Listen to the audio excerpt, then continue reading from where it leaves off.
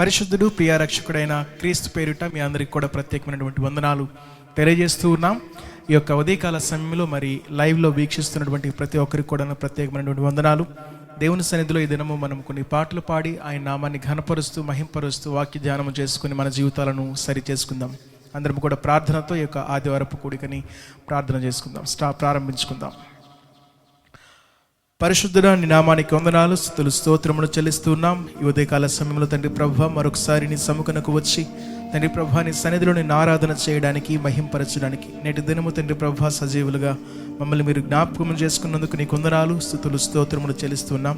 ఈ ధన్యత లేని వారు, ఈ దినము చూడక నిద్రించిన వారు అనేకులు ఉన్నప్పటికీ వారికన్నా గొప్పేమీ కాదు కానీ నీ యొక్క రెక్కల చాటును మమ్మల్ని భద్రపరిచి సజీవులుగా జ్ఞాపకం చేసుకొని నీ సన్నిధిలో నిన్ను ఆరాధించు వారిగా మమ్మల్ని ఉంచినందుకు నీకు వందనాలు, స్తుతులు, స్తోత్రములు చెల్లిస్తూ ఉన్నాం. తండ్రి ప్రభా ఎందరైతే ఈ యొక్క లైవ్ వర్షిప్లో తండ్రి ప్రభా సంఘస్థులు పాల్గొంటూ ఉన్నారు వారి కుటుంబాలను మీరు దీవించండి, ఆశీర్వదించండి. ప్రతి ఒక్కరికి తండ్రి ప్రభాని యొక్క ఆత్మీయ మేలులు దయచేసి ఆత్మీయ ఆశీర్వాదములతో శ్రేష్టమైన ఈవులతో వారి కుటుంబాలను మీరు నింపమని ప్రార్థన చేస్తున్నాను. ప్రతి ఒక్కరిని తండ్రి ప్రభుని యొక్క ఆత్మ ప్రేరణ కలిగించినైనా ప్రతి ఒక్కరి యొక్క సంఘ ఆరాధన కార్యక్రమాలలో యాక్టివ్గా పాల్గొనడానికి తగిన సహాయమును మీరు దయచేయమని ప్రార్థన చేస్తున్నాను. నిరంతరము తండ్రి ప్రభ విశ్వాసము కలిగి నిలకడగా ఉంటూ నీ సన్నిధిలో తండ్రి ప్రభ స్థిరత్వము కలిగి నిరాకడ వచ్చు పర్యంతము గొప్ప సేవకులుగాను గొప్ప విశ్వాసులుగాను మేమందరము కూడా తండ్రి ప్రభుని సన్నిధిలో ఉండడానికి తగిన కృపను మీరు దయచేయమని ప్రార్థన చేస్తున్నాం. తండ్రి ప్రభుని సన్నిధిలో కొన్ని పాటలు పాడి నీ నామాన్ని ఘనపరచడానికి, అదే రీతిగా తండ్రి ప్రభుని వాక్యముతో మా జీవితాలను సరిచేసుకోవడానికి తగిన భాగ్యమును మీరు దయచేయమని ప్రార్థన చేస్తున్నాను. పరిశుద్ధురానికి వందనాలు, స్తుతులు, స్తోత్రములు. మరొకసారి ఈ యొక్క ప్రార్థన తండ్రి ప్రభు యొక్క కార్యక్రమం అంతా కూడా తండ్రి ప్రభు ఆది నుంచి అంతము వరకు ఈ ఆరాధన మీ చేతులకు అప్పగిస్తూ మీరే అధ్యక్షత వహించమని ప్రార్థన చేస్తూ నజరేయుడు ప్రియ రక్షకుడైన క్రీస్తు వారి నామములో అడిగి వేడుకొనుచున్నాం మా పరమ తండ్రి, ఆమేన్. మరొకసారి అందరికి కూడా వందనాలు చెల్లిస్తున్నాం. ఈ సమయంలో మరి కొన్ని పాటలు పాడి దేవుని నామాన్ని అందరం కూడా మహింపరుచుకుందాం. దేవుడు మనందరికి ఇచ్చిన ధన్యతగా భావిస్తూ ఆయన సన్నిధిలో కొన్ని పాటలను పాడి మనము ఆయన నామాన్ని ఘనపరుచుకుందాం.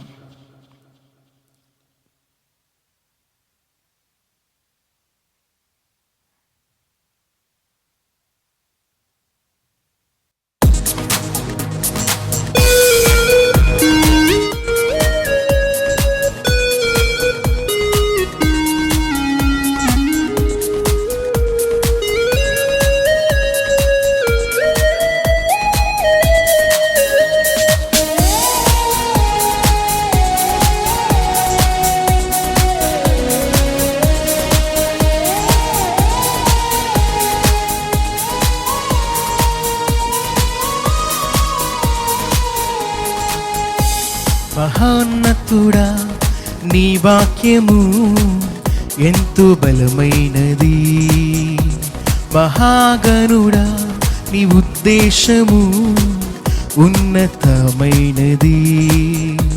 మహోన్నతుడా నీ వాక్యము ఎంతో బలమైనది, మహాగణుడా నీ ఉద్దేశము ఉన్నతమైనది. బ్రతుకును మార్చునది, రక్షణనిచ్చునది. బ్రతుకును మార్చునది, రక్షణనిచ్చునది. బ్రతికింపచేయునది, పూజింపదగినది. బ్రతికింపచేయునది, పూజింపదగినది.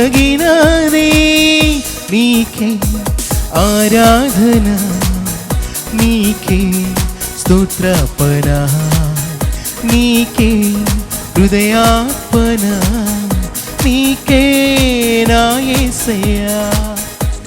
మహోన్నతుడా నీ వాక్యము ఎంతో బలమైనది, మహాగణుడా నీ ఉద్దేశము ఉన్నతమైనది.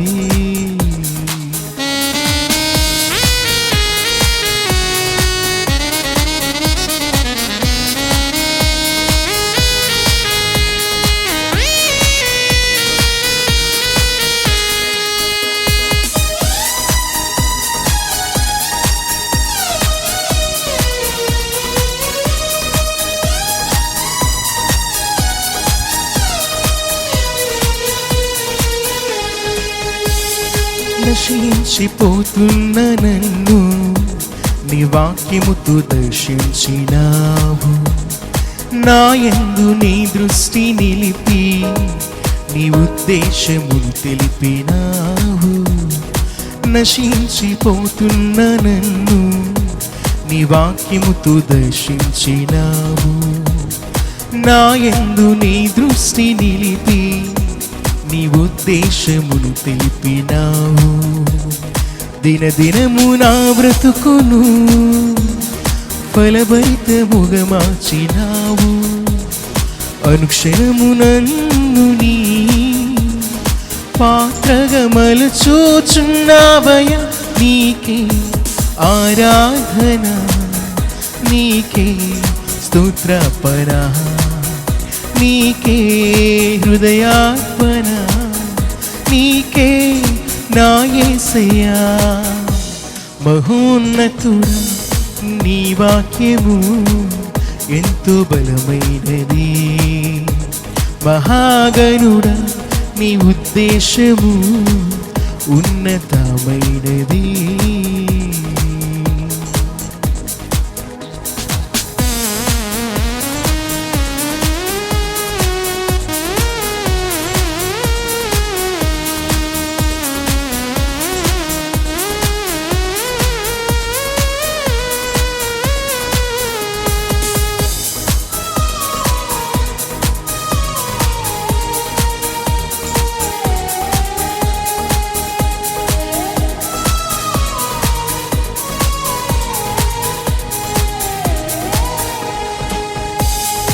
నానొకని శ్రేష్టమైన స్తుతి కీర్తనలు నీ పాడుచు, నీ సన్నిధిలో నేను నిరతం నీ మాటలను ధ్యానించుచు.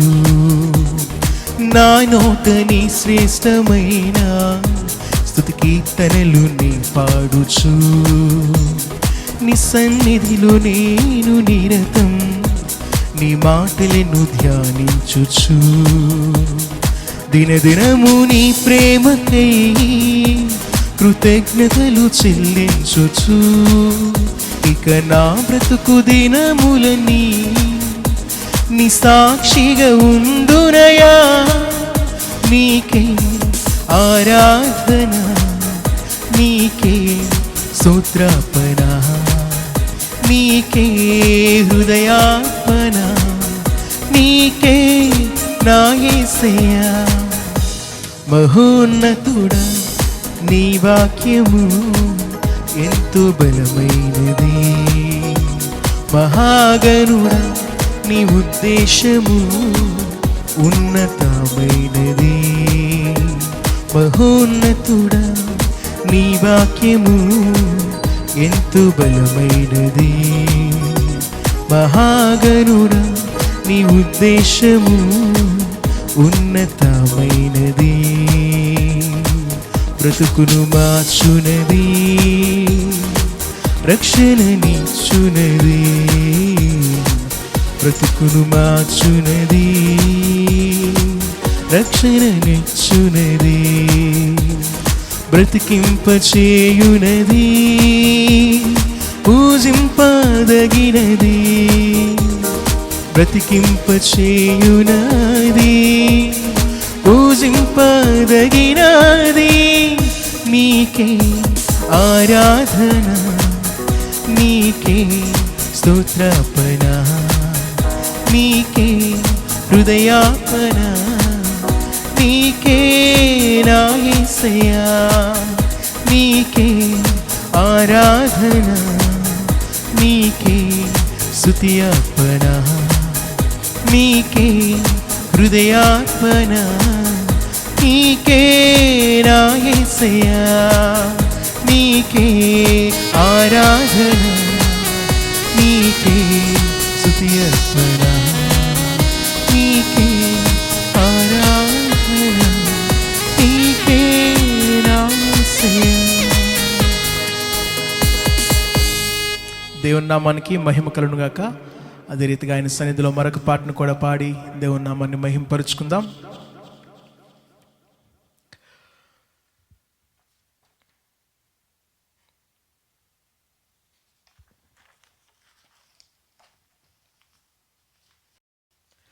షారోను పొలములో పూసిన పుష్పమా, అగాధ లోయలో దాగిన పద్మమా అనే పాటను పాడి దేవుని నామాన్ని అందరం కూడా మహింపరుచుకుందాం.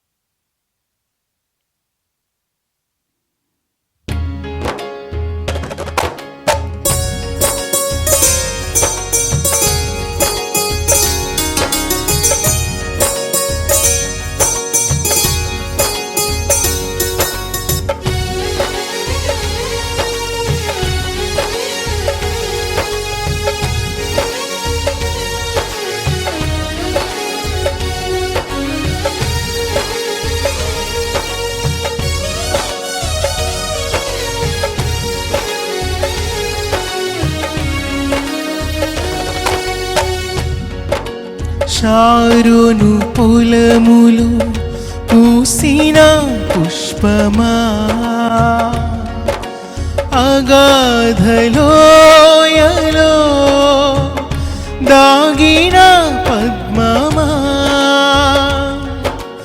అగాధ లోయలో దాగిన పద్మమా, ప్రియ సంఘమా నా సంఘమా, ప్రియ సంఘమా నా సంఘమా, షారోను పొలములు పూసిన పుష్పమా, అగాధ లోయలో దాగిన పద్మమా,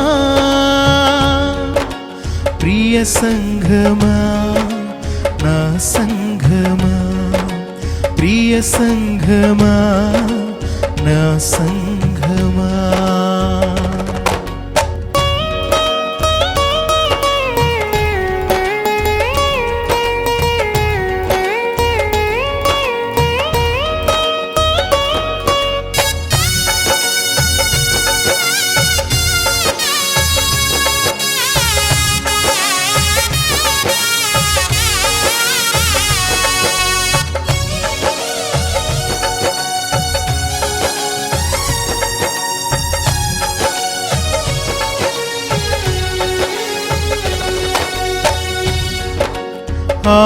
ఆనందభరితం నీ హృదయం, నీ ప్రేమ అపారము, ఆనందభరితం నీ హృదయం, నీ ప్రేమ అపారము,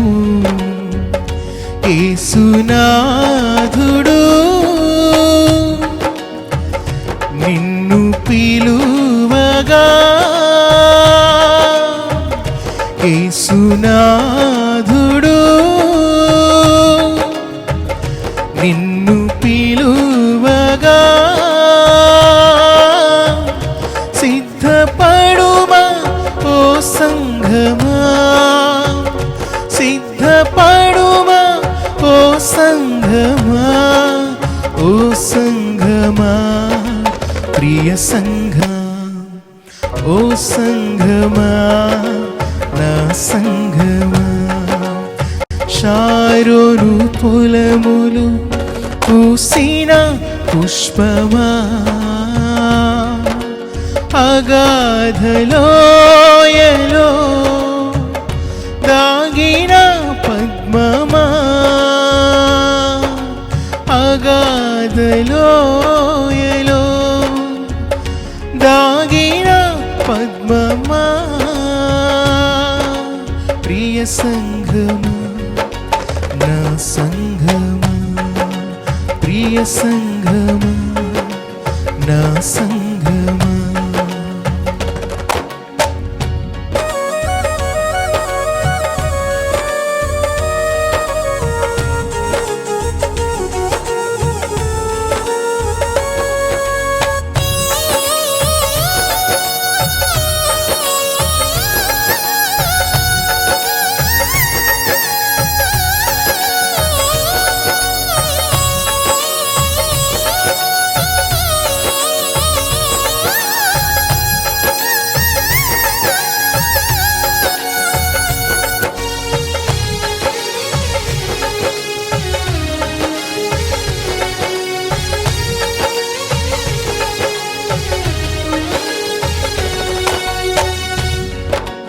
కొండలు దాటి బండలు దాటి యేసునాథుడు నిన్ను చేరగా, కొండలు దాటి బండలు దాటి యేసునాథుడు నిన్ను చేరగా, నీదు హృదయమునా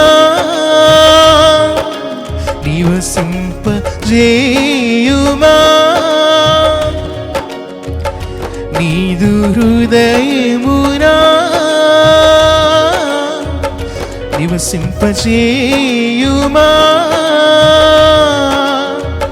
సిద్ధపడుమా ఓ సంఘమా, సిద్ధపడుమా ఓ సంఘమా, ఓ సంఘమా, ప్రియ సంఘమా, నా సంఘమా, ప్రియ సంఘమా, షారోను పొలములు పూసిన పుష్పమా,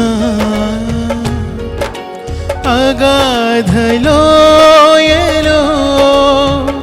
దాగిన పద్మమా, అగాధలోయలో దాగిన పద్మమా,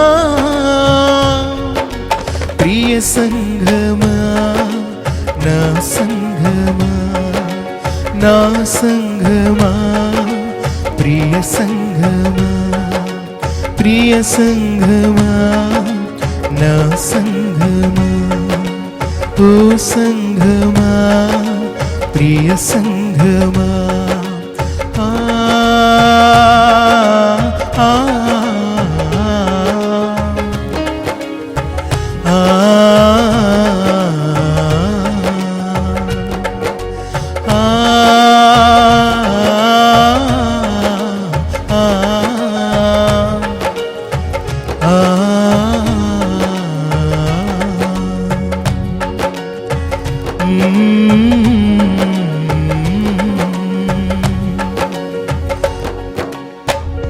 దేవునికి స్తోత్రం కలుగునుగాక. హల్లెలూయా, హల్లెలూయా.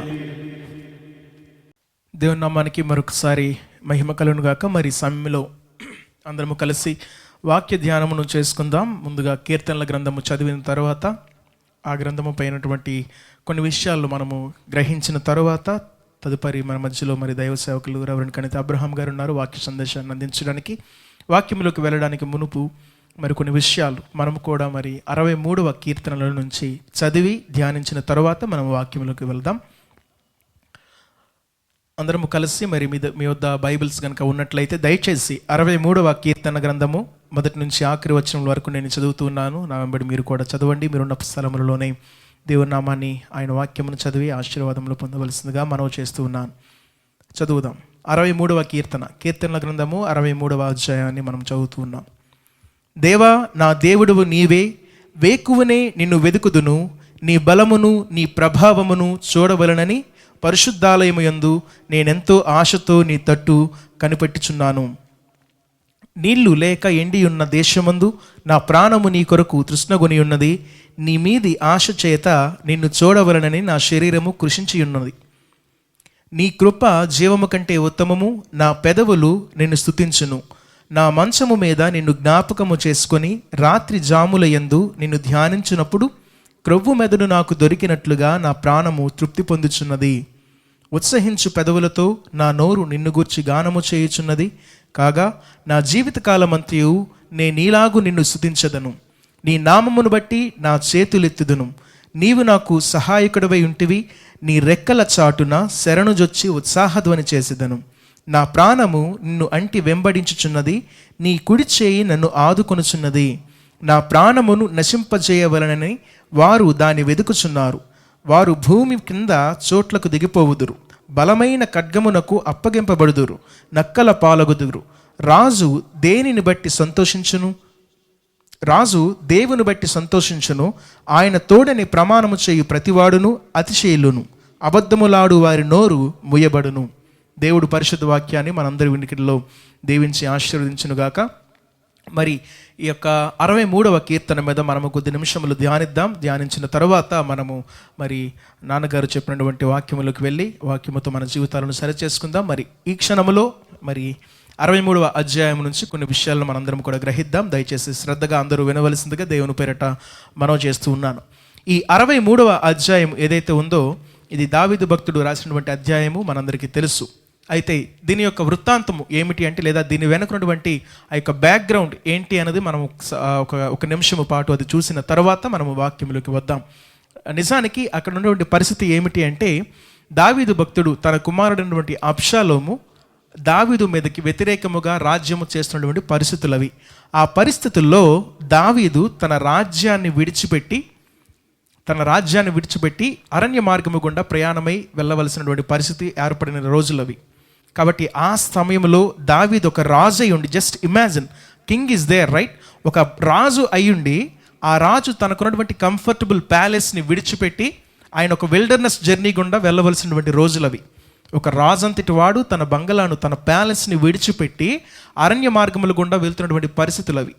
అటువంటి కష్ట పరిస్థితుల్లో కూడా దావీదు ఏ రీతిగా దేవుని ఎడల నమ్మకం కలిగి ఉన్నాడనే విషయాలను మనం ఇక్కడ చూడొచ్చు. అదే ఈ అధ్యాయంలో మరి దావీదు మాట్లాడుతున్నటువంటి ఆ యొక్క వృత్తాంతం. ఈ పరిస్థితుల గుండా తను వెళుతున్నప్పుడు దాని వెనుకున్నటువంటి సిచ్యువేషన్ ఇది. ఈ పరిస్థితుల గుండా వెళుతున్నప్పుడు ఆయన రాసుకున్నటువంటి కీర్తన, దావీదు రచించినటువంటి కీర్తన పైన మనం చూడొచ్చు. దావీదు యోధా అరణ్యములో నుండగా రచించిన కీర్తన.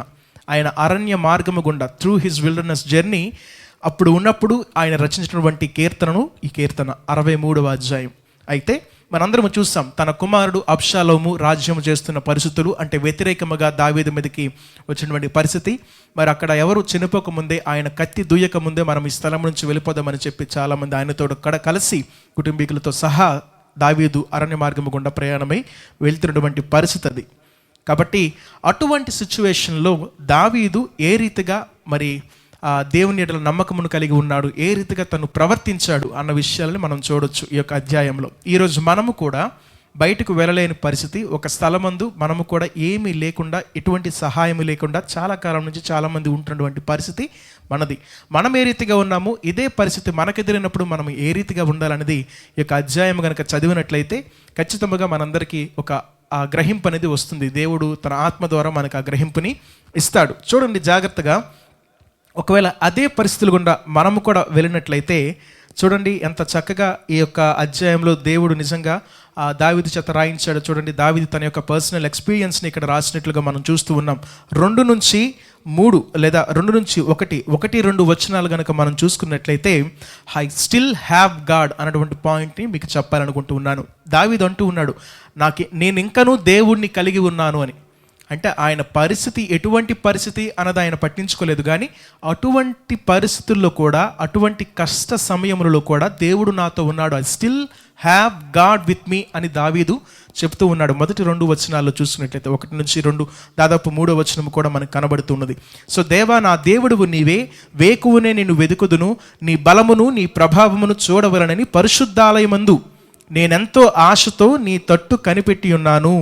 నీళ్లు లేక ఎండి ఉన్న దేశమందు నా ప్రాణము నీ కొరకు తృష్ణగొనుచున్నది. నీ మీద ఆశ చేత నిన్ను చూడవలనని నా శరీరము కృషించుచున్నది. చూసారా, నిజంగా దావీదు దేవుడి మీద ఉన్నటువంటి ఆశను ఆ రీతిగా వ్యక్తపరిచాడు. ఆయన ఎటువంటి కష్ట సమయంలో ఉన్నా సరే రాజ్యానంతటిని విడిచిపెట్టి, తనకున్నటువంటి ధనమునంతటిని విడిచిపెట్టి, తనకున్న భోగమునంతటిని విడిచిపెట్టి వెళ్ళిపోవలసినటువంటి పరిస్థితి ఏర్పడినా స్టిల్ ఆయన ఏం చేస్తున్నాడో తెలుసా? ఆ పరిస్థితులు గుండా, అటువంటి పరిస్థితులు ఏర్పడినా సరే దానికి భయపడకుండా దేవుడు నాకు ఇంకా ఉన్నాడు, still I have God with me అన్నటువంటి మాట మనం అక్కడ చూస్తూ ఉన్నాం. అట్టి గొప్ప ధన్యత దేవుడు అతనికి ఇచ్చాడు. కాబట్టి అంతేకాకుండా మనం చూసుకున్నట్లయితే ఒక్కసారి ఆలోచించండి, మనము గనుక ఆరాధించే దేవుడు అన్నీ ఉన్నప్పుడు మనం ఆరాధించినా, ఏది లేని పరిస్థితుల్లో ఆరాధించినా మనతోనే ఉన్న దేవుడు ఆయన. మీకు అర్థమవుతుందని నేను చెప్పిన విషయం. మనము ఆరాధిస్తున్న దేవుడు ఎవరైతే ఉన్నారో ఆ దేవుడు మన కష్ట సమయంలో కూడా మనతో ఉన్న దేవుడు. Even if you are in a difficult situations, God is able to protect you, God is able to feed you. కాబట్టి జాగ్రత్తగా ఆలోచించండి. దావీదుకున్న భక్తుడే, దావీదుకున్నటువంటి దేవుడే మన దేవుడై ఉన్నాడు కదా. అబ్రహాం, ఇస్సాకు, యాకోబుల దేవుడే మన దేవుడు. వారిని ఏ రీతిగా దేవుడు కాపాడుకుంటూ వచ్చాడో through out every difficult situations మనల్ని కూడా దేవుడు ఈరోజు ఆ రీతిగానే కాపాడుతూ ఉన్నాడు.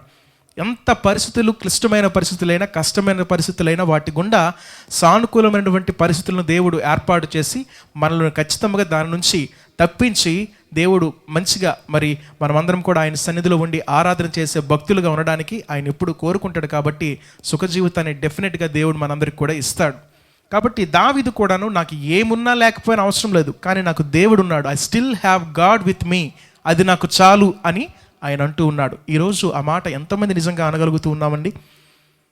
నా బాధ ఎలా ఉన్నా నాకు పర్లేదు, అక్కడ అంటూ ఉన్నాడు చూసారా, నీ మీద ఆశ చేత నిన్ను చూడవలనని నా శరీరము కృషించుచున్నది, నా ప్రాణము నీ కొరకు తృష్ణగొనుచున్నది. చూసారా అంత గొప్ప మాట అది? అంటే మీకు అర్థమవుతుంది అక్కడ చెప్పిన మాట. So whoever is hunger and trust for God, definitely God will satisfy that soul. అర్థమవుతుందండి? ఒకవేళ నీవు దేవుని కొరకు దప్పిగొన్నా, దేవుని కొరకు ఆకలిగొన్నా, దేవుడు నిన్ను ఖచ్చితంగా తృప్తిపరుస్తాడు.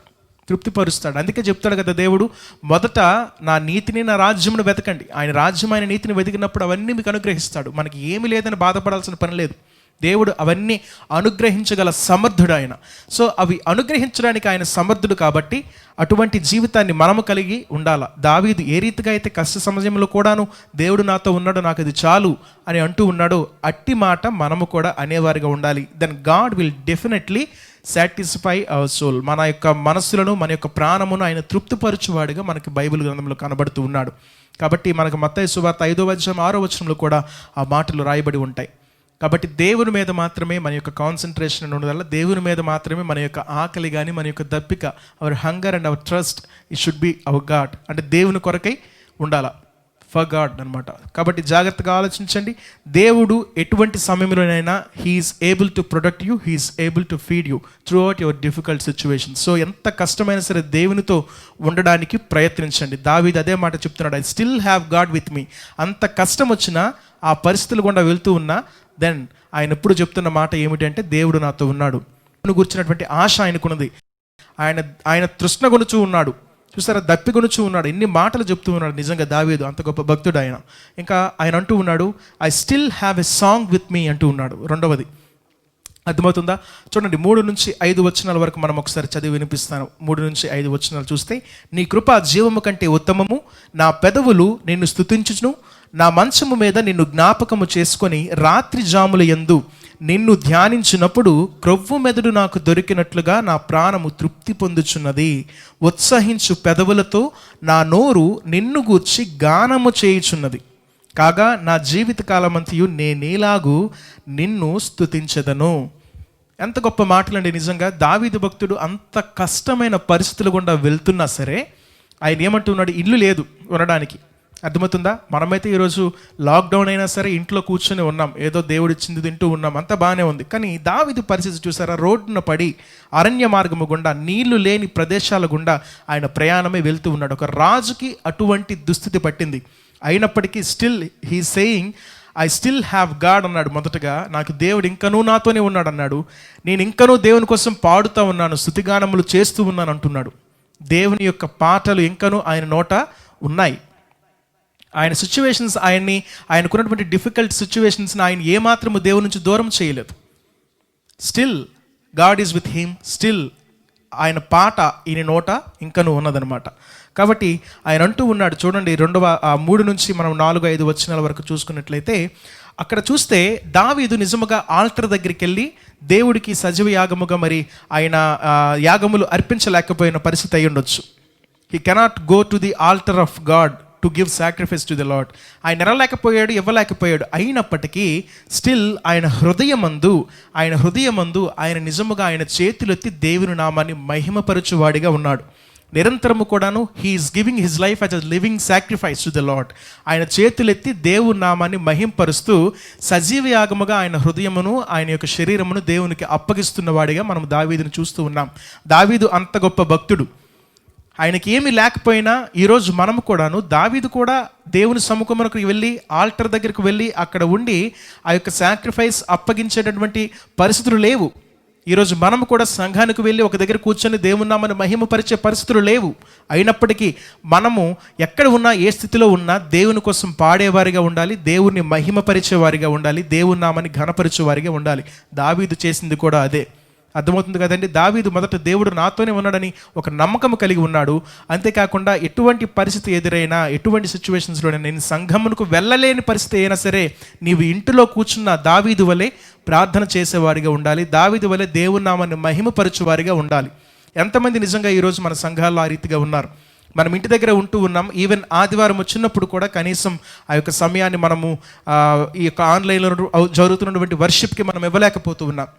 ఆన్లైన్లో జరుగుతున్నటువంటి ఈ యొక్క ఆరాధనకు సమయాన్ని ఇవ్వలేకపోతూ ఉన్నాం. కానీ ఫేస్బుక్లకి, వాట్సాప్లకి, యూట్యూబ్లకి చూసే ప్రతి చెత్తకి కూడా మనం సమయాన్ని ఇస్తూ ఉన్నాం. కానీ దేవుని వాక్యానికి ప్రాముఖ్యత ఇచ్చి దేవుని వాక్యాన్ని చూద్దాం, చదువుదాం, తెలుసుకుందాం అనేటువంటి ఆలోచన చాలామందిలో లేదు.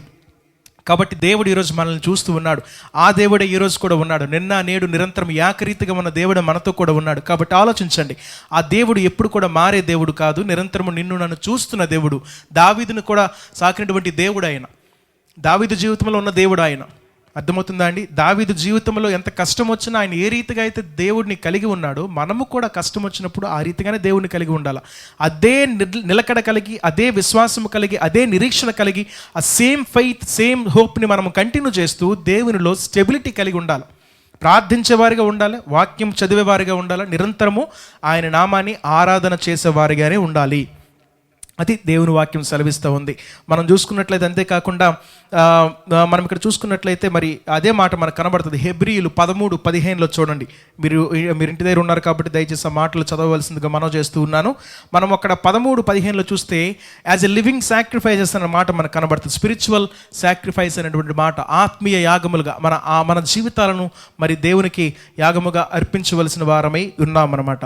కాబట్టి ఆ రీతిగా ఉండాలా మనం. ఆ రీతిగా దావీదు ఏ రీతిగా అయితే ఉన్నాడో ఆ రీతిగానే మనము కూడా ఉన్నట్లయితే దేవుడు ఖచ్చితంగా మనల్ని తృప్తిపరుస్తాడు. చూడండి, అక్కడ అదే మాట అంటున్నాడు, క్రొవ్వు మెదడు నాకు దొరికినట్లుగా నా ప్రాణము తృప్తి పొందుచున్నది. ఏమి ఉన్నా ఏమి లేకపోయినా, తిన్నా తినకపోయినా, తినడానికి ఉన్నా లేకపోయినా, దేవుడు నీతో ఉంటే నీకు క్రొవ్వు మెదడు దొరికినప్పుడు ఏ రీతిగా అయితే సంతోషపడతావో ఆ రీతిగా దావీదు చెప్తున్న మాట అది.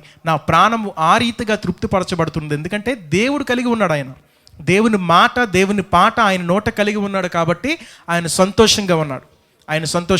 కాబట్టి అదే సంతోషం ఈరోజు దావీదు జీవితంలో ఉంది, మనకి కనబడుతూ ఉంది కదా, చదువుతూ ఉన్నాం. ఆయన ప్రాణము తృప్తిపరచబడుతూ ఉన్నది. దేవుడిని కలిగినప్పుడు, దేవుని మాటలు పలికినప్పుడు, దేవుని ప్రార్థించినప్పుడు, దేవుని ఆరాధించినప్పుడు, ఎక్కడ ఉన్నా ఎటువంటి పరిస్థితుల్లో ఉన్నా ఆరాధించే వారిగా ఉంటేనే ఆ సంతృప్తి, ఆ యొక్క తృప్తిని, ఆ యొక్క సాటిస్ఫాక్షన్ని మన లైఫ్లో మనం కలిగి ఉంటాం. కాబట్టి దేవుడు అటువంటి సాటిస్ఫాక్షన్ని ప్రతి ఒక్కరికి కూడా ఇస్తాడు. He will satisfy every soul. కానీ మనము ఆయన గురించి ఆశ కలిగి ఉండాలా, ఆయన గురించి దప్పిక కొని ఉండాలా, ఆయన గురించి ఆకలి కొని ఉండాలా. ఆయన కోసం ఉంటేనే ఆయన ఇవన్నీ మనకి ఇచ్చేవాడిగా ఉంటాడు. కాబట్టి చూడండి, మూడవది మనం 2 విషయాలు చూసాం. మొదటిది, ఐ స్టిల్ హ్యావ్ గాడ్ అంటూ, నేను ఇంకనూ దేవుణ్ణి కలిగి ఉన్నాను, నేను ఇంకనూ దేవుణ్ణి ఆరాధిస్తూ ఉన్నాను అన్నాడు. మూడవది, I still have Joy in the lord అంటూ ఉన్నాడు. అంటే నేను ఇంకనూ దేవుని యందు సంతోషిస్తూ ఉన్నాను అన్నాడు. మొదటిది, దేవుడిని ఇంకా నువ్వు కలిగి ఉన్నాను అన్నాడు. రెండవది, నేను ఇంకా దేవుని కోసం పాడుతూ ఉన్నాను అంటూ ఉన్నాడు. ఇంకా మూడవది చూసుకున్నట్లయితే, నేను ఇంకా దేవుని యందు సంతోషిస్తూ ఉన్నాను అంటూ ఉన్నాడు. I still have God with me, I still Singh A song for the lord అంటూ ఉన్నాడు. I still have a song అంటూ ఉన్నాడు. ఇంకా అదే రీతిగా మూడవదిగా చూస్తే, I still have Joy in the lord అంటూ ఉన్నాడు. అంటే దేవుని యందు ఆనందించేవాడిగా మనకి దావీదు కనబడుతూ ఉన్నాడు.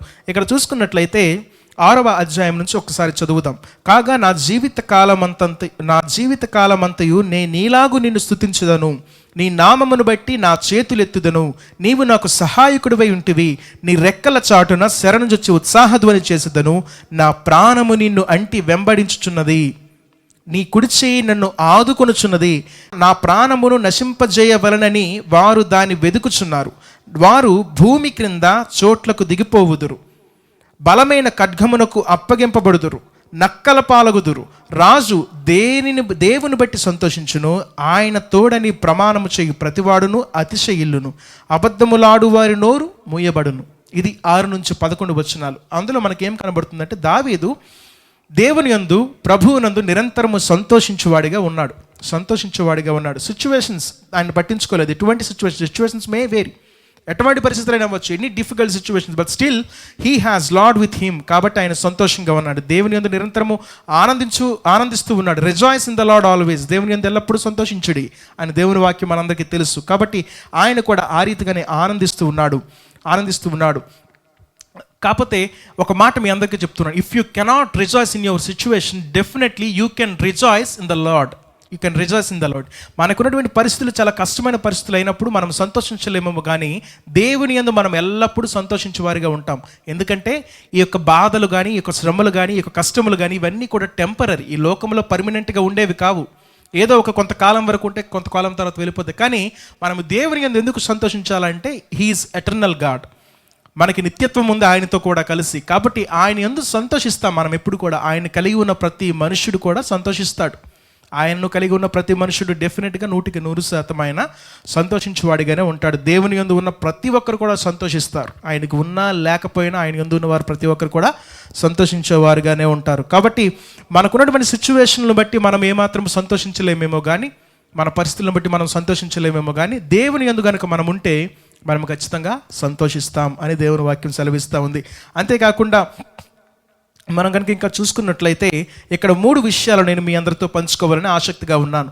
అక్కడ చూస్తే దేవుని యందు ఎందుకు సంతోషిస్తున్నాడు అంటే, అక్కడ చూడండి 6-7 వచనాలలో మనం చూస్తే, అక్కడ 7 నుంచి 8 వచనాలు ఒకసారి చదువుతాను చూడండి. నీ రెక్కల చాటున శరణుజొచ్చి ఉత్సాహధ్వని చేసేదను, నా ప్రాణము నిన్ను అంటి వెంబడించుచున్నది, నీ కుడి చేయి నన్ను ఆదుకొనుచున్నది. దానికంటే ముందు మనం చూస్తున్నట్లయితే, కాగా నా జీవితకాలం అంతయు నేనేలాగూ నిన్ను స్తుతించదను, నీ నామమును బట్టి నా చేతులెత్తుదును, నీవు నాకు సహాయకుడివై ఉంటివి. 6వ వచనములో ఉందది. 6వ వచనంలో ఆఖరి మాట చూడండి, నీవు నాకు సహాయకుడివై ఉంటివి. అంటే ఇక్కడ దావీదు 3 విషయాలని మనకు చెప్తూ ఉన్నాడు. మొదటిది ఏంటంటే, దేవుని యందు ఎందుకు నిరంతరము సంతోషించేవాడిగా ఆయన ఉన్నాడంటే, దేవుడు నిరంతరము ఆయనతో ఉన్నాడు కాబట్టి. ఆయన అన్ని వేళలా మనతో ఉన్నవాడు, అన్ని సమయాలలో మనతో ఉన్నవాడు. కష్టం వచ్చింది కదా అని విడిచిపెట్టి వెళ్ళే దేవుడు కాదు ఆయన మనతో ఉన్నవాడు కాబట్టి, దావీదుతో ఉన్న దేవుడు కాబట్టి దావీదు ఈ మాట చెప్తూ ఉన్నాడు. చూడండి అక్కడ, అంటే ఆయన గత జీవితాన్ని గురించి మాట్లాడుతూ ఉన్నాడు. అక్కడ 3 టెన్స్లు మనకు కనబడతాయి, past tense, present tense and future tense. అర్థమవుతుందా? భూత భవిష్యత్తు కాలాలు అంటారు కదా, ఆ రీతిగా ప్రస్తుతము, అదే కాకుండా గతము, భవిష్యత్తు 3 విషయాల గురించి కూడా మనకు అక్కడ ఆ యొక్క 4-5 వచనాల్లో కనబడుతుంది. మొదటిది చూస్తే 6వ అధ్యాయం 6వ వచనములో, 63వ అధ్యాయం 6వ వచనములో ఆఖరిలో కనబడుతూ ఉంది. ఏంటి అంటే, నీ కుడి చేయి నన్ను ఆదుకొనుచున్నది, క్షమించండి, నీ నామమును నీవు నాకు సహాయకుడివై ఉంటివి. అంటే దేవుడు ఎందుకు అంటే దేవుడు తనకు సహాయకుడివై ఉంటివి అంటే అది గతమును గురించి మాట్లాడుతున్నాడు.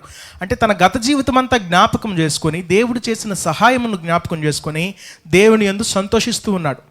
కాబట్టి ఆయన ఏమి అర్థం చేసుకున్నాడంటే, దావీదు ఫస్ట్ ఆయన యొక్క దేవుడు చేసినటువంటి పాస్ట్ హెల్ప్ని జ్ఞాపకం చేసుకున్నాడు. గతంలో ఆయన చేసిన సహాయాన్ని జ్ఞాపకం చేసుకుని దేవుణ్ణి ఆరాధిస్తూ ఉన్నాడు. అంతేకాకుండా మనం చూసుకున్నట్లయితే 8వ అధ్యాయంలో కూడాను, నీ కుడి చేయి నన్ను ఆదుకొనుచున్నది అంటూ ఉన్నాడు. మొదట ఏమన్నాడు? నీవు నాకు సహాయకుడివై ఉంటివి. అంటే గతంలో దేవుడు తనకు సహాయకుడిగానే ఉన్నాడు. తర్వాత అంటూ ఉన్నాడు, ప్రజెంట్కి వచ్చాం మనం, ఇప్పుడు ప్రస్తుతానికి వచ్చాం. ప్రస్తుతానికి వచ్చేసరికి 8వ వచనంలో కనబడుతుంది, నీ కుడి చేయి నన్ను ఆదుకొనుచున్నది. నీ కుడి చేయి నన్ను ఆదుకొనుచున్నది అంటే ప్రస్తుతము దేవుడు ఆయనకి ఏమిస్తూ ఉన్నాడండి? ఆ యొక్క ప్రొటెక్షన్ ఇస్తూ ఉన్నాడు. ప్రజెంట్ ప్రొటెక్షన్ గురించి మాట్లాడుతూ ఉన్నాడు. మొదటిది హిజ్ పాస్ట్ హెల్ప్, అంటే దేవుని యొక్క పాత గతంలో ఇచ్చినటువంటి సహాయము. రెండవది హిజ్ ప్రెజెంట్ ప్రొటెక్షన్ అని చెప్పొచ్చు. దేవుడు ప్రస్తుతము దావీదుకి ఇస్తున్నటువంటి ఆ యొక్క కంఫర్ట్ అనొచ్చు, లేదా ప్రొటెక్షన్ అనొచ్చు. చూసారా, నీ కుడి చేయి నన్ను ఆదుకొనుచున్నది అంటే ప్రస్తుతానికి జరుగుతున్నటువంటి విషయాన్ని తెలియజేస్తూ ఉన్నాడు. అంతేకాకుండా 7వ వచనం తర్వాత 8, 9 ఆ వచనాలు మనం ఇంకా ముందుకు వెళితే 9, 10 ఆ వచనాలు చూస్తే, నా ప్రాణమును నశింపజేయవలెని వారు దాన్ని వెతుకుచున్నారు, వారు భూమి కింద చోట్లకు దిగిపోవుదురు, బలమైన ఖడ్గమునకు అప్పగింపబడుదురు, నక్కల పాలగుదురు. రాజు దేవుని బట్టి సంతోషించును, ఆయన తోడిని ప్రమాణము చేయు ప్రతివాడును అతిశయిల్లును, అబద్ధములాడు వారి నోరు మూయబడును అని దేవుని మాటలు చదివిస్తూ ఉన్నాయి. దావీదు మాటలు మాట్లాడుచు ఏమంటున్నాడు చూసారా? ఆయన చెప్తూ ఉన్నాడు, హిజ్ ఫ్యూచర్ గైడెన్స్ గురించి మాట్లాడుతూ ఉన్నాడు. మొదట 3 విషయాలని చెప్పాను కదా. ఇందులో ఈ యొక్క ఆఖరి వచనం ఏదైతే ఉందో అందులో మనం ఏం చూస్తున్నామంటే 6 నుంచి 11 వచనాల్లో 3 విషయాలు. అంటే దావీదు ఎందుకోసం దేవుని యందు సంతోషిస్తూ ఉన్నాడు అంటే, దావీదు దేవునిలో ఎందుకోసం సంతోషిస్తూ ఉన్నాడంటే, దావీదు దేవుడు తనకు చేసినటువంటి గతంలో చేసినటువంటి సహాయకుడు ఉన్నాడని 6వ వచనంలో, అదే రీతిగా దావీదునకు దేవుడు ప్రస్తుతము ఇస్తున్నటువంటి ప్రెజెంట్ ప్రొడక్షన్ గురించి ఆయన దేవుని నామాన్ని ఆరాధన చేస్తున్నాడు. అది మనకి 8వ వచనంలో కనబడుతుంది. ఆ తర్వాత 9 నుంచి 10, 11, 12 వచనాలు కనుక మనం చూస్తే, ఆ 11 వచనాలు కనుక మనం చూస్తే అక్కడ మనకేం కనబడుతుంది అంటే, దేవుడు ఫ్యూచర్లో దావీదుకి ఇవ్వబోతున్నటువంటి ఆ యొక్క ఫ్యూచర్ గైడెన్స్ను బట్టి దేవుని యందు ఆయన ఎప్పుడు కూడా ఆనందించువాడిగా ఉంటూ ఉన్నాడు. మీకు అర్థమవుతుందా? అంటే దేవుడు ఇప్పుడు అప్పుడు అని కాదండి, మనందరికీ తెలిసిన రీతిగా నిన్న నేడు నిరంతరము ఏకరీతిగా ఉన్న దేవుడు కదా ఆయన. నిన్న అంటే మనకి పాస్ట్, అంటే గతంలో కూడా ఆయన అదే రీతిగా ఉన్నాడు, నేడు ప్రెజెంట్ ఈ రోజులో కూడా అదే రీతిగా ఉన్నాడు, నిరంతరము ఇన్ ద ఫ్యూచర్ కూడా ఆయన అదే దేవుడిగా ఉంటూ ఉన్నాడు. కాబట్టి అటువంటి దేవుడిని మనం కలిగి ఉన్నప్పుడు మనకి సిచ్యువేషన్స్ బ్యాడ్ అయినా, మనకు ఉన్నటువంటి పరిస్థితులు కష్టమైన పరిస్థితులైనా, ఆ పరిస్థితులు కూడా దేవుడు మన చేతిని విడిచిపెట్టి వెళ్ళిపోయే దేవుడు కాడు. ఆయన నిరంతరము మనతోనే ఉండే దేవుడు, మనతో ఉన్నాడు. కాబట్టి నిరంతరము ఆయన నామాన్ని దావీదు వలె మనము గనక మన మనసులో యందు ఆయన కోసం ఆకలి కొని, ఆయన కోసం దప్పిక కొని ఉంటే ఖచ్చితంగా ఆయన మన ప్రాణమును తృప్తిపరచువాడిగా కనబడుతూ ఉన్నాడు. కాబట్టి జాగ్రత్తగా విన్నారని తలస్తూ ఉన్నాను. మరొకసారి 3 విషయాలు మీకు జ్ఞాపకం చేస్తాను. మొదట అంటూ ఉన్నాడు దావీదు, నేను ఇటువంటి పరిస్థితులు గుండా ఉన్నా ఇంకనూ దేవుడు నాతో ఉన్నాడు, ఐ స్టిల్ హ్యావ్ గాడ్ అంటూ ఉన్నాడు. రెండవదిగా ఇంకనూ దేవుని యొక్క పాట నా నోట ఉంది అంటూ ఉన్నాడు, I still have a song అంటూ ఉన్నాడు. ఇంకా మూడవది చూస్తే I still have Joy in the lord అంటూ ఉన్నాడు, నాకు ఇంకనూ కూడా దేవుని యొక్క సంతోషము నాతోనే ఉన్నది అంటూ ఉన్నాడు. కాబట్టి దేనికి భయపడవలసిన అవసరం లేదంటూ ఉన్నాడు.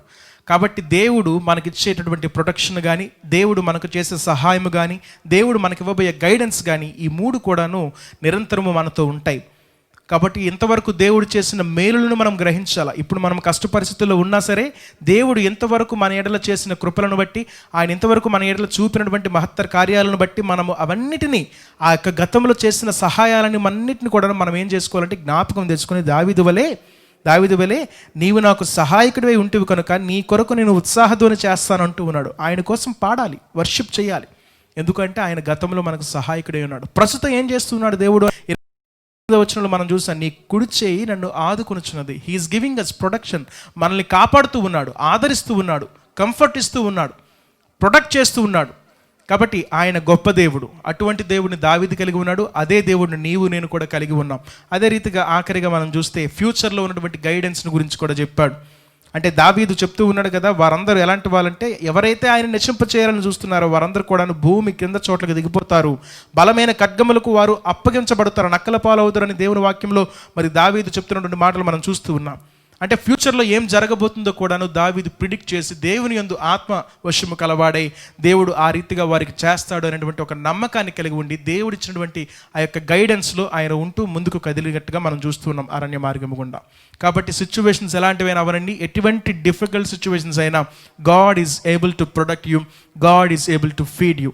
Keep this word in your mind, definitely God will bless each and every one of us. కనుక ఈ వాక్యముతో మనం అందరం కూడా మంచిగా సంధించబడ్డామని అనుకుంటూ ఉన్నాను. దేవుడి వాక్యమును మనందరి జీవితాలలో ఫలింపచేసిన గాక. ఆమేన్. ఈ సమయంలో మనము వాక్యంలోకి వెళదాం.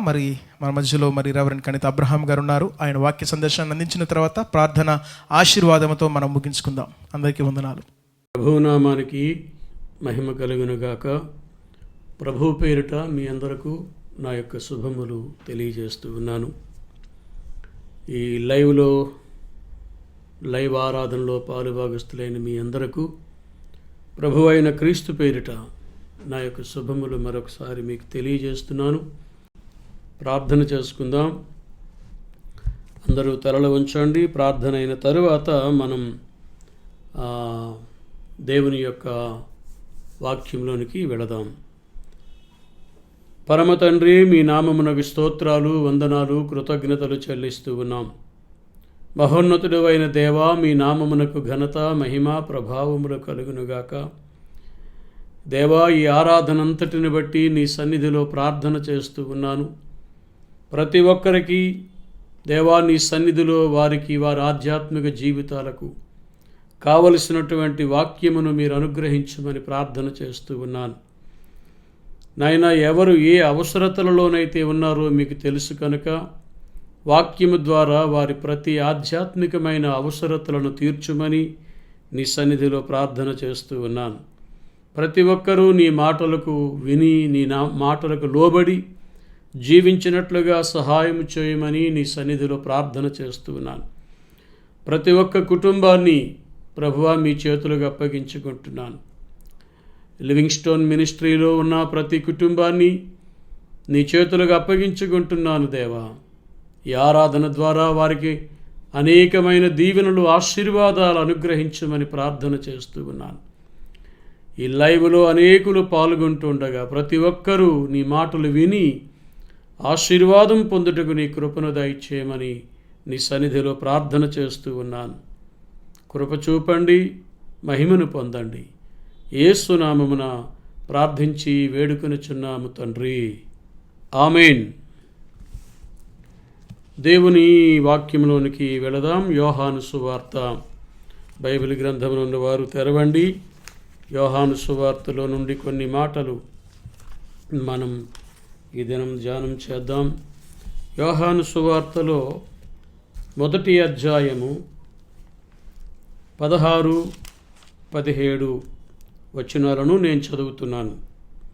యోహాను సువార్త 1వ అధ్యాయము 16, 17 వచనాలు.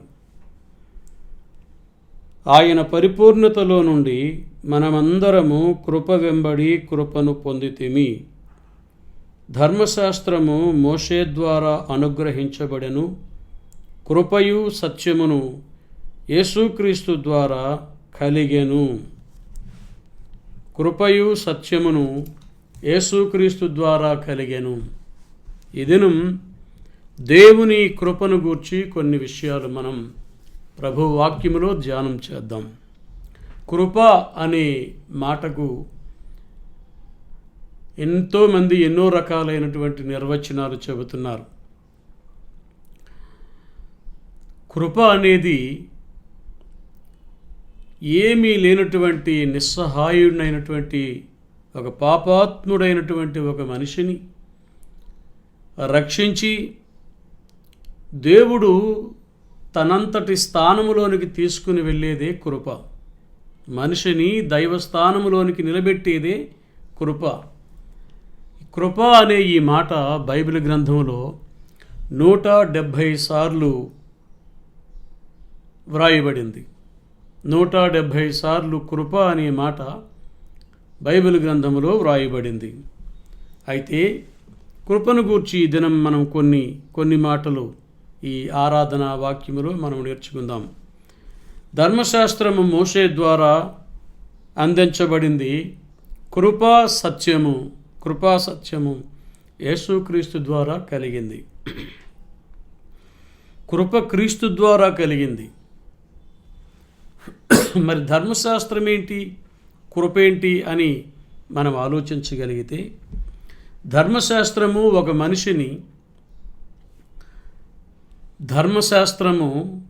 మనిషిని ధర్మక్షేత్రములో పాపిగా నిలబెట్టింది.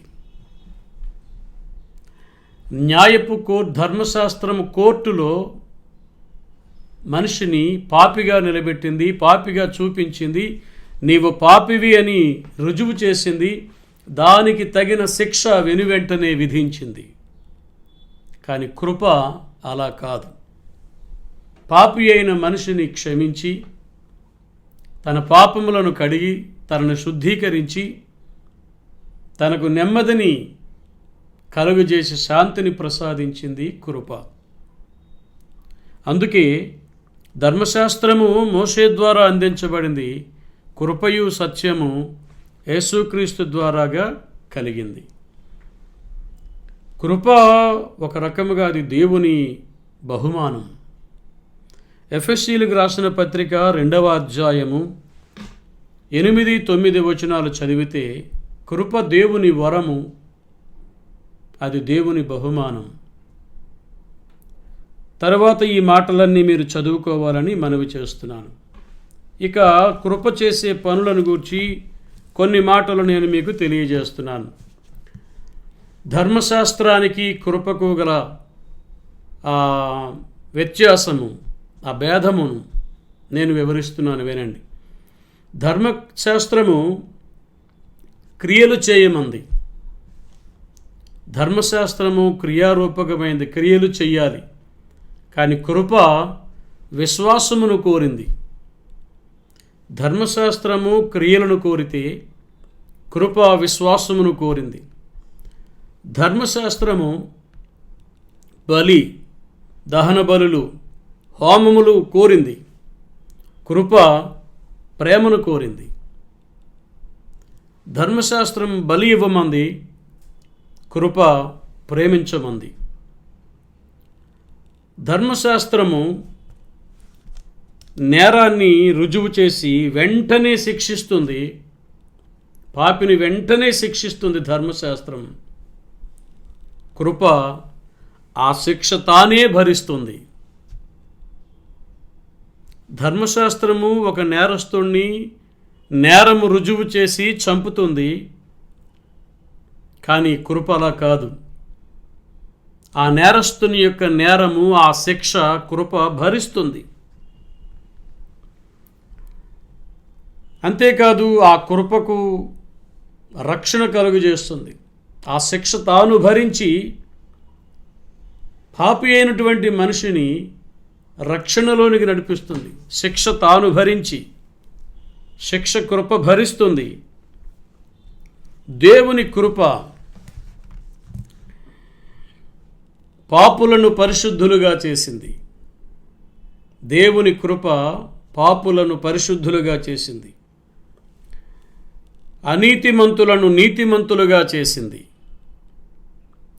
దాసులను స్వతంత్రులుగా చేసింది కృప.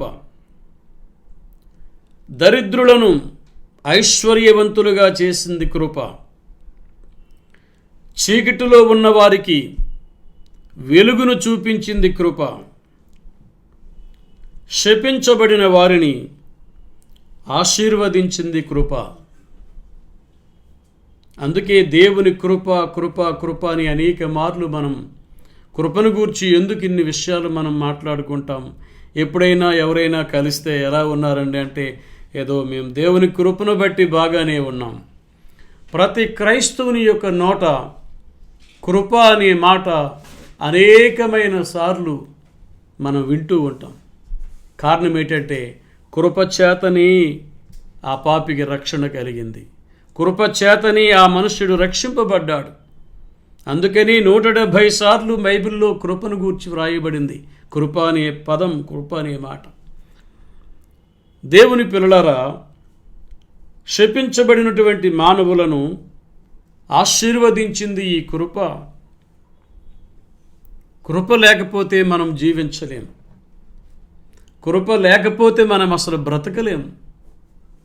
అందుకే కృప వెంబడి కృపతో దేవుడు మనల్ని ఆశీర్వదిస్తున్నాడు. భక్తుడు అంటాడు, నీ కృపను గూర్చి నేను పాడెదను అంటున్నాడు. పాడదగినది ఆయన కృప. అందుకే అనేక సార్లు మనము లేక ఇంగ్లీష్ బైబిల్లో ఈ కృప అనే మాట గ్రేస్ అని వాడబడింది. అది 170 సార్లు ఉంది. అదే తెలుగులో అయితే 329 సార్లు రాయబడింది తెలుగు బైబిల్లో. ఇంగ్లీషులో 170 సార్లు ఇంగ్లీషులో కృపను గ్రేస్ అనే పదం వాడారు. అదే తెలుగులో కృప, గ్రేస్ అంటే కృప అని అర్థం, తెలుగు దాని అర్థం. అది 329 పర్యాయములు బైబిల్ గ్రంథంలో వ్రాయబడింది. ఇక నేను కొన్ని మాటలు మీ కృపను గూర్చి తెలియచేయడానికి ఆశపడుతున్నాను. అసలు ఏంటి ఈ కృపను మనం ఎలా అర్థం చేసుకోవాలి? కృపను అర్థం చేసుకోవడం ఎలా? దేవుడు గొప్పవాడు, మానవుడు పాపి. పాపి అయినటువంటి ఈ మనిషిని ఎట్లా మనము దేవుని కృప ఈ మనిషి మీద ఉంది, ఈ మనిషి దేవుని కృపకు పాత్రుడయ్యాడని ఎలా మనం చెప్పగలుగుతాం? బైబిల్ గ్రంథంలో చాలా పర్యాయములు చాలామంది ప్రవక్తలను గూర్చి, మహనీయులను గూర్చి, భక్తులను గూర్చి అతడు కృప పొందినవాడాయను, కృపకు పాత్రుడాయను, దయాప్రాప్తురాల నీకు శుభము, దేవుని కృపను పొందితివి అని ఇలాంటి అనేకమైన మాటలు మనం బైబిల్ గ్రంథంలో చూస్తాం. అయితే దేవుని కృప అనేది ఇంకా మీకు అర్థమయ్యేటట్లు చెబుతాను. దేవుని కృప అంటే ఏమిటి? నిజమే, పాపులను పరిశుద్ధులుగా చేసింది, అనీతిమంతులను నీతిమంతులుగా చేసింది కృప. దాసుడిని స్వతంత్రునిగా చేసింది, దరిద్రుని ఐశ్వర్యవంతునిగా చేసింది. పాపమనే చీకటిలో ఉన్న మానవులను వెలుగులోనికి తీసుకొచ్చింది, ఆశ్చర్యకరమైన వెలుగులోనికి తీసుకొచ్చింది. శపించబడిన వారిని ఆశీర్వదించింది కృప. కృపను గూర్చి అనేకమైన సంగతులు బైబిల్లో ఉన్నప్పటికీ అవన్నీ మనం ఇప్పుడు ఒక ప్రసంగంలో వాటిని మనం క్రోడీకరించలేము, చెప్పలేము. కానీ కృప అంటే ఏమిటో ప్రతి మనిషికి అర్థమయ్యే విధానంలో నేను చెప్పాలని ఆశపడుతూ ఉన్నాను. దేవుడు నాకు ఇచ్చిన తలంపుని నేను మీతో పంచుకోవాలని ఆశపడుతున్నాను. ఒక దేశంలో ఒక రాజు ఉన్నాడు. ఆ రాజుకి సుమారు 60 సంవత్సరాల వయసు. ఆ వయసులో లేక ఆ రాజుగారికి ఒక కొడుకు పుట్టాడు. లేక ఒక కొడుకు పుట్టాడు. ఆ కొడుకు మంచి యవనస్తుడైనటువంటి ఆ కొడుకుని పట్టాభిషిక్తుడిగా చేయడానికి రాజుగారు తన తరువాత రాజ్యానికి కొడుకుని రాజ్యాభిషిక్తుడిగా చేయడానికి పట్టాభిషేకానికి అన్ని ఏర్పాట్లు చేస్తున్న సమయంలో రాజుగారి యొక్క కుమారుడు గుర్రం మీద అరణ్యానికి వేట కోసమో లేదంటే కొన్ని పరిసరాలను చూడటం కోసమో రాజుగారి కుమారుడు అరణ్యానికి వెళతాడు. గుర్రం మీద వెళ్ళి అనేకమైన పనులు చూసి తిరుగు ప్రయాణంలో వస్తుండగా ఒక గజదొంగ ఏం చేశాడో తెలిసిన ఆ రాజుగారి యొక్క కుమారుని యొక్క తలను నరికేశాడు. రాజుగారి యొక్క కుమారుని యొక్క తలను నరికేశాడు ఈ గజదొంగ. వెంటనే ఆ గజదొంగకు తెలిసింది, అయ్యో ఇతను రాజకుమారుడి, తెలియక చేశాను, రాజకుమారుడిలాగా ఉన్నాడు. వెంటనే భటులు వచ్చారు ఆ దొంగను పట్టుకోవడానికి, గజదొంగను పట్టుకోవడానికి. కానీ గజదొంగ ఏం చేశాడో తెలిసినా ఆ చంపబడిన వాడు ఒక పెద్ద రాజుగారి కుమారుడని, ఏదో తెలియక నేను ఆ రాజుగారి కుమారుడిని నేను చంపేశాను అని చెప్పి తిన్నంగా వెళ్ళి ఆ రాజస్థానానికి వెళ్ళిపోయి ఆ రాజుగారి యొక్క పాదాల మీద పడిపోతాడు. పాదాల మీద పడిపోయేసరికి అక్కడ ఉన్నటువంటి సైనికులందరూ కూడా, రాజా ఇదిగో వీడే, ఈ దొంగడే నీ కుమారుని యొక్క తలను నరికేశాడు అని చెప్పారు. వెంటనే ఆ రాజు పాదాల మీద పడిపోయి దొంగ గజదొంగ క్షమించమని అడుగుతాడు.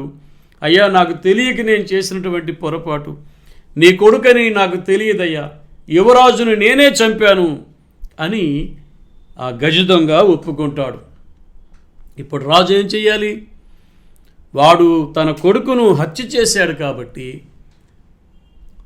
ఈ గజదొంగకు రాజు కూడా మరణదండన విధించాలి. కానీ రాజు వెంటనే అందరి ఎదుట ఆ గజదొంగని ఇలా పైకి లేపి అతని యొక్క భుజం మీద చెయ్యి వేసి ప్రజలందరూ చూస్తుండగా ఏమన్నాడో తెలిసిన, ఈ రోజు నుండి ఈయనే నా కుమారుడు, ఈ గజదొంగయే నా కొడుకు, ఇతనిని నా కొడుకు అని చెప్పి ఆ రాజుగారు గజదొంగని తన కొడుకుగా చేసుకున్నాడు. రాజు తన కొడుకుగా చేసుకున్నాడు గజదొంగని. ఇప్పుడు అర్థమైందా? మనము పాపులము, హంతకులము, దేవునికి విరోధులము, దేవునిపై తిరుగుబాటు చేసినటువంటి వాళ్ళం మనం. ఒక రకంగా చెప్పాలంటే మనము కూడా గజదొంగల లాంటి వాళ్ళమే. కానీ దేవుడు మనలను ప్రేమించి మనలను తన కుమారుని యొక్క స్థానములోనికి దేవుడు మనలను తీసుకుని వెళ్ళాడు.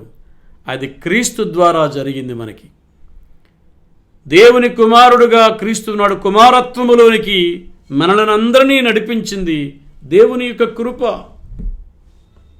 అది యేసుక్రీస్తు యొక్క కృప. గజదొంగను చూసినటువంటి రాజు చెప్పాడు కదా, ఈ రోజు నుండి ఈ గజదొంగే నా యొక్క కుమారుడు. పిల్లలారా, మీరు గమనించండి, అలాంటి పరిస్థితుల్లో ఆ రాజు ఆ గజదొంగను ఎలాగైతే తన కుమారునిగా స్వీకరించాడో దేవుడు కూడా మానవ జాతిని అలాగే తన కుమారుడుగా స్వీకరించారు. వారు పాపాత్ములైనప్పటికీ అది దేవుని కృప. అంటే ఒక గజ దొంగని ఒక కుమారుని స్థానంలో నిలవబెట్టగలిగిందే దేవుని కృప. పాపాత్ములను కుమారుని యొక్క స్థానంలో నిలబెట్టగలిగిన దాని పేరే దేవుని కృప అని నేను మీకు తెలియజేస్తూ ఉన్నాను. పిల్లలారా, ఆ దినము నుండి ఇక ఆ గజ దొంగ రాజు యొక్క కుమారునిగా పట్టాభిషిక్తుడైనాడు, రాజకుమారుడైపోయాడు. అందుకే దేవుని కృప లేనిదే మనం బ్రతకలేము, జీవించలేము. దేవుని కృప మనందరికీ అవసరమే. మనం చాలా పాటలు పాడుతుంటాం, దేవుని కృప లేకపోతే మనం బ్రతకలేము. ఆయన కృప మనలను వెంబడిస్తుంది, మనలను నడిపిస్తుంది. బైబిల్లో కొంతమంది కృపను పొందిన వారు ఉన్నారు. కేవలం వాళ్ళ పేర్లు చెప్పి రెఫరెన్సెస్ మాత్రమే నేను ఇస్తాను. తర్వాత ప్రార్థన చేసుకుందాం. ఆదికాండము 6వ అధ్యాయము 8వ వచనం. ఆదికాండము 6వ అధ్యాయం 8వ వచనంలో నోవహు దేవుని కృపను పొందినవాడాయను. జలప్రళయము నుండి రక్షించింది నోవహుని, నోవహు కుటుంబాన్ని దేవుని కృప. దేవుని కృపయే నోవహుని జలప్రళయము నుండి రక్షించింది. ఆదికాండము 19వ అధ్యాయము 18, 19 వచనాలు చదివితే అగ్ని ప్రళయము నుండి లోతు కుటుంబమును రక్షించింది దేవుని కృప. లోతు దేవుని కృపను పొందినవాడాయను, నోవహు దేవుని కృపను పొందినవాడాయను. ఆదికాండం 24వ అధ్యాయం 26, 27 వచనాలు చదివితే విగ్రహారాధికుడైన అబ్రహాముని ఆశీర్వదించింది దేవుని కృప. దేవుని కృపకు విగ్రహారాధికుడైన అబ్రహాం పాత్రుడయ్యాడు. దేవుని కృప అతన్ని ఆశీర్వదించింది. లేవీకాండము 20వ అధ్యాయం 10వ వచనములో ధర్మశాస్త్రం ఎదుట ఎవరైనా ఒక్కరే. గమనించాలి మీరు, ధర్మశాస్త్రం ఎదుట ఎవరైనా ఒకరే. ఒకవేళ ఎవరైనా ధర్మశాస్త్రం ప్రకారముగా పాపము చేసినట్లయితే మరుక్షణమే ఆ పాపము చేసినటువంటి వ్యక్తికి మరణదండన విధించింది ధర్మశాస్త్రం. అట్టి పరిస్థితుల్లో దావీదు లాంటి ఒక భక్తుడు పాపము చేసి పరస్త్రీని మోహించి పాపము చేసినందువలన అతడు కలత చెందినవాడై, హృదయమున విరిగినవాడై, విరిగి నలిగిన హృదయముతో దేవుని ఏమని ప్రార్థించాడో తెలిసిన 51వ కీర్తన 1వ వచనములో దేవా నీ కృప చొప్పున నన్ను కరుణించుమని ప్రాధేయపడ్డాడు. చేసినది పాపమే, పాపము చేశాడు కాదని అనలేము. కానీ వినండి, పాపము చేసిన మనిషి ఎప్పుడైతే దేవుని కృపకు ఆధారపడ్డాడో, నీ కృప చొప్పున నన్ను కరుణించుమని ఎప్పుడైతే ప్రార్థన చేశాడో, ప్రార్థన చేసిన వెంటనే దేవుడు దావీదుని క్షమించాడు. విరిగి నలిగిన హృదయము గలవాడై, పశ్చాత్తాప్తుడై, దేవుని యందలి ఆ కృపను జ్ఞాపకము చేసుకుంటూ దేవా నీ కృప చొప్పున నన్ను కరుణించుము అన్నాడు. పాపము చేసినప్పటికీ దావీదుని దేవుని కృప కరుణించింది, గొప్ప చేసింది. 101వ కీర్తన 1వ వచనంలో కూడా ఆ విషయాలు మీకు ఉంటాయి. 130వ అధ్యాయం కీర్తనల గ్రంథము 3, 4, 7 వచనాలు చదివితే ధర్మశాస్త్రము శిక్షిస్తుంది. ధర్మశాస్త్రము మనిషిని శిక్షిస్తుంది. కృప మనిషికి ప్రాణభిక్ష పెట్టి క్షమించి నిత్య జీవానికి వారసుడిగా చేస్తుంది. చూడండి, ధర్మశాస్త్రానికి కృపకు వ్యత్యాసం చూడండి. అందుకే యేసుక్రీస్తును నమ్ముట ద్వారా ఆయన కృపకు మనము పాత్రులమగుట చేత పాపము నుండి, శాపము నుండి విమోచింపబడి ప్రభు యొక్క రక్షణలోనికి మనం నడిపించబడుతుంది, మనం నడిపిస్తుంది దేవుని కృప. అందుకే 133:4-7 వచనంలో ధర్మశాస్త్రం ప్రకారం మనిషికి శిక్ష ఉంటే కృప మాత్రము నిత్య జీవం ఇస్తుంది, నిత్య జీవం ఇవ్వడానికి ఆహ్వానం పలుకుతుంది.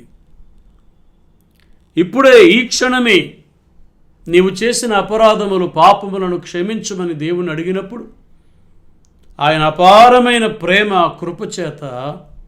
కృపచేత నువ్వు క్షమించబడి ఆయన కృపకు నీవు పాత్రుడవవుతావు, క్షమించబడతావు. భక్తుడైన దావీదు 92వ కీర్తన 1-3 వచనములు అంటాడు, ప్రతి ఉదయమున నీ కృపతో నింపుము అని ప్రార్థన చేస్తున్నాడు, ధ్యానం చేస్తున్నాడు దేవుని. ప్రతి ఉదయమున నీ కృపతో నన్ను నింపు. ఎప్పుడైతే ప్రతి ఉదయమున దేవుని కృపను కోసం ప్రార్థన చేశాడో అప్పుడు పరలోకపు ద్వారాలు తెరవబడుతూ ఉన్నాయి. అదొక గొప్ప అనుభవం దావీదు మహారాజు. ఉదయమున నీ కృప, లేచినది మొదలుకొని రాత్రి వరకు దేవుని కృప మనల్ని వెంబడిస్తూనే ఉంటుంది. అంతేకాదు ఇక పత్రికలన్నీ, బైబిల్ గ్రంథంలో ఉన్న పత్రికలన్నీ ఒకసారి మనం చదవగలిగితే పౌలు రాసినటువంటి అనేకమైన పత్రికల్లో తానెప్పుడూ దేవుని కృపకు పాత్రుడవుతున్నట్లుగా రాసుకొచ్చాడు.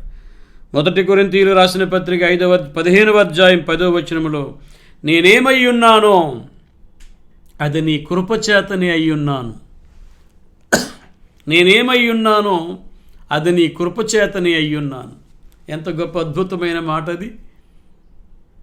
ఈరోజు నేను ఈ స్థితి కలిగి ఉన్నాను అంటే దానికి కారణం దేవుని కృప అనుకోవాలి. మనం ప్రభు కృప అనుకోవాలి. నువ్వు ఏ స్థితిలో ఉన్నప్పటికైనా దేవుని కృపచేతనే ఈ స్థితిలో ఉన్నాను అనుకోవాలి. ఇటు దేవుని కృపను, ఇంతగా దేవుని కృప మన మీద కుమ్మరించబడుతున్నప్పటికీ చాలామంది దేవుని కృపను కామాతురతకు వాడుకున్నారంట. అది మీకు యోధా పత్రికలో 4వ వచనంలో కనిపిస్తుంది.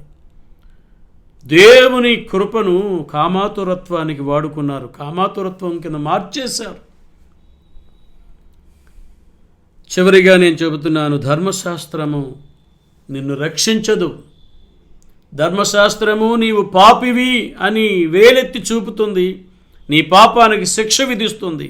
కానీ కృప, యేసుక్రీస్తు ఆ శిక్షను భరించాడు. తాను నీవు పొందవలసిన శిక్షను భరించి చివరకు సిలువలో తన ప్రాణమును బలి చేసుకొని మరణించి సమాధి చేయబడి 3వ దినమున మృత్యుంజయుడై లేచినటువంటి యేసుక్రీస్తు వారి యొక్క కృప ఎంత పాపినైనా నమ్మితే పరలోకానికి తీసుకుని వెళుతుంది, ఆ స్థానములోనికి తీసుకుని వెళుతుంది. అది దేవుని కృప. కాబట్టి కృపను నిర్లక్ష్యము చేయకండి, నిరర్ధకము చేయకండి. దేవుని యొక్క కృపకు మనమందరము పాత్రులం అవ్వాలని నేను మనవి చేస్తున్నాను. ప్రార్థన చేసుకుందామా? దయచేసి దేవుని యొక్క సన్నిధిలో ప్రతి ఒక్కరు తలలు వంచండి, ప్రార్థన చేసుకుందాం. దేవుని యొక్క కృప నోవహును గూర్చి మనము చూసినప్పుడు, నోవహు దేవుని కృపను పొందినవాడాయను, లోతు దేవుని కృపను పొందినవాడాయను. అబ్రహాము విగ్రహారాధకుడైనప్పటికీ కూడా విగ్రహారాధనలో నుండి దేవుడు అతను తన కృపచేత రక్షించినట్లుగా చూస్తూ ఉన్నాం. ధర్మశాస్త్రము ఎవరినైనా నీవు పాపివి, నువ్వు శిక్షకు పాత్రుడివే అని చెబుతుంది. కృప ఏమంటుందంటే ఆ శిక్షను నేను భరిస్తాను. బైబిల్ వాక్యం సెలవిస్తుంది, ధర్మశాస్త్రము దేనిని చేయజాలకపోయెను దానిని దేవుడు చేశాడు. యేసుక్రీస్తు ద్వారా దేవుడు అనేకమైన అద్భుత కార్యాలు చేశాడు. ఒక పాపాత్ముడినైన మనుష్యుని పరిశుద్ధపరిచి పవిత్రపరచుడు నిమిత్తమై యేసుక్రీస్తు వారే తన పవిత్రమైన రక్తమును కార్చి ఆ రక్తము ద్వారా మనలను పునీతులుగా చేసి ఆ కృపచేత మనలను నీతిమంతులుగా చేసింది దేవుని కృప. దేవుని కృప మానవులను, పాపులను నీతిమంతులుగా చేసింది, దాసుని స్వతంత్రునిగా చేసింది, దరిద్రుడిని ధనవంతునిగా చేసింది. దేవుని కృప. అట్టి కృపలో మనమందరము సాగుదాం. దయగల తండ్రి, మా అందరినీ నీ కృపకు పాత్రులనుగా చేయండి. మీకు వందనాలు, స్తోత్రాలు, కృతజ్ఞతలు చెల్లిస్తూ యేసుక్రీస్తు నామమున ప్రార్థించి వేడుకొనుచున్నాము తండ్రి. ఆమేన్. పరమ తండ్రి అయిన దేవుని ప్రేమ, కుమారుడైన క్రీస్తు వారి కృప, పరిశుద్ధాత్ముని అన్యోన్య సహవాసము, సన్నిధి ఇప్పుడు ఎల్లప్పుడూ సదాకాలము మనకు, మన కుటుంబములకు, సంఘానికి తోడై ఉండునుగాక. ఆమేన్.